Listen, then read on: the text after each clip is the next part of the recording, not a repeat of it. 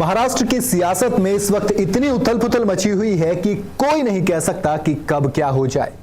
लेकिन एक सवाल आता है कि क्या सच में कोई नहीं कह सकता, क्योंकि महाराष्ट्र की राजनीति के चाणक्य को क्या वाकई में इस बार कुछ नहीं पता था। जी हां, नाम है शरद पवार। जब इनसे पूछा गया कि भैया ये क्या हो रहा है, क्या अजीत पवार कुछ बड़ा करने वाले हैं, तो उन्होंने कह दिया कि अजीत पवार विपक्ष के नेता हैं, मीटिंग बुलाना उनका अधिकार है, बुला ली होगी मीटिंग। आप खुद सोचिए कि एक घंटे में कितना कुछ बदल सकता है। एक जो नेता जो कि विपक्ष का नेता था संसद के अंदर, वो एक घंटे के अंदर ही मीटिंग करता है और फिर सत्ताधारी दल यानी कि जो कि उसकी विचारधारा से बिल्कुल इतर चलता है उसके साथ जुड़ जाता है और फिर राज्य का उप मुख्यमंत्री बन जाता है। सवाल तो दूसरी वाली पार्टी पर भी है ना कि आखिर ऐसी क्या डील हुई है जो दूसरी पार्टी ने उसे सीधा सीधा उप मुख्यमंत्री की कुर्सी दे दी। और सवाल यह आता है कि क्या वाकई में शरद पवार मात खा गए? क्या देवेंद्र फडणवीस ने 2019 की गूगली का जवाब अपने दूसरे से दे दिया है और इस बार शरद पवार को मात दे दी है? लेकिन सवाल और भी आता है। कहानी दिलचस्प पता है कब होती है? जब छगन भुजबल कहते हैं कि हमारी शरद पवार साहब से बात हुई थी, उन्होंने कहा कि मोदी जी अगली बार फिर सत्ता में आने वाले हैं, तो ऐसे में उनके साथ जाना चाहिए। क्या वाकई में ये सारे का सारा गेम प्लान करके किया गया है? आपको याद होगा 2019 में किस तरह से शरद पवार ने अजीत पवार को वहां भेजा। उसके बाद फिर कहानी 3 दिन की सरकार की निकल कर आई और अब एक बार फिर से अजीत पवार वहां गए हैं, एक बार फिर से वो मुख्यमंत्री बने हैं। राज ठाकरे का बयान आया है कि ऐसा हो ही नहीं सकता कि शरद पवार को कुछ ना पता हो, ऐसा हो ही नहीं सकता कि पवार का खेल ना हो। आखिर इतना बड़ा दांव, इतनी बड़ी बातें पता है क्यों चल रही हैं? क्योंकि शरद पवार को शुरू से ही महाराष्ट्र की राजनीति का चाणक्य कहा जाता है।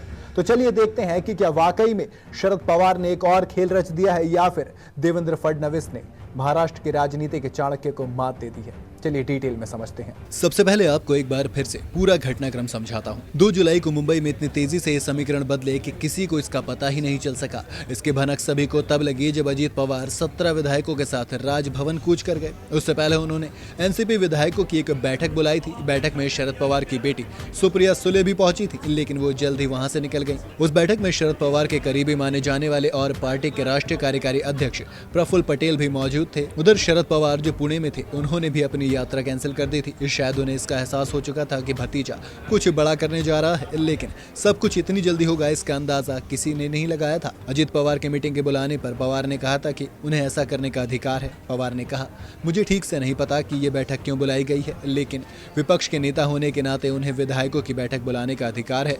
वो ऐसा नियमित रूप से करते हैं। मुझे इस बैठक के बारे में ज्यादा जानकारी नहीं है। अब एक तरफ तो चाचा शरद पवार बोल रहे हैं कि उन्हें कुछ ज्यादा नहीं पता था, लेकिन दूसरी तरफ भतीजे अजीत पवार उप मुख्यमंत्री बनने के बाद प्रेस कॉन्फ्रेंस कर बोल रहे हैं कि उन्होंने एनसीपी के तौर पर ही महाराष्ट्र की सरकार को अपना समर्थन दिया है और अगले चुनाव में वो एनसीपी नाम और एनसीपी के चुनाव चिन्ह के साथ मैदान में उतरेंगे। वहीं छगन भुजबल ने कहा कि हमें कुछ दिनों पहले शरद पवार ने कहा था कि मोदी फिर से सरकार बनाने वाले हैं, अगर ऐसा ही है तो उनके साथ जाने में ही भलाई है। तो अब यहाँ से 2 बातें निकल कर आ रही हैं। पहली तो ये कि कहीं ना कहीं चाचा को सब पता था कि क्या हो रहा है और क्या होने वाला है, और ऐसा भी हो सकता है कि ये सब कुछ सरकार बदलने के लिए किया जा रहा है। क्योंकि आपको याद होगा कि 2019 में शरद पवार एक बार पहले भी बीजेपी की सरकार कुछ इसी तरह से गिरा चुके हैं और तब भी अजीत पवार ही उप मुख्यमंत्री बनाए गए थे। राजनीतिक जानकारों का कहना है कि उस वक्त पवार ने ही सारा खेल रचा था, क्योंकि कहीं ना कहीं पवार ये जानते थे कि बीजेपी बिना नंबर के भी विधायकों को तोड़कर सरकार बना सकती है।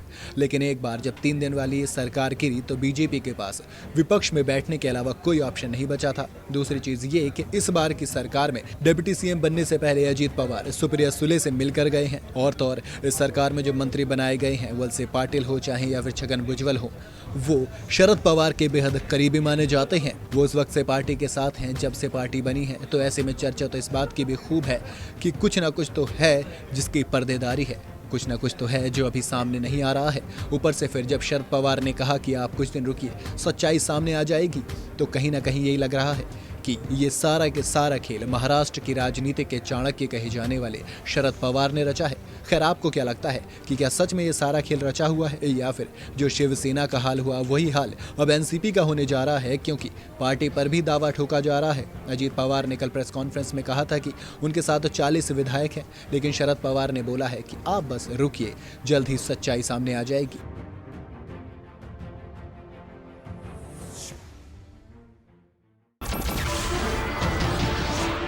नमस्कार, मैं हूं मानक गुप्ता।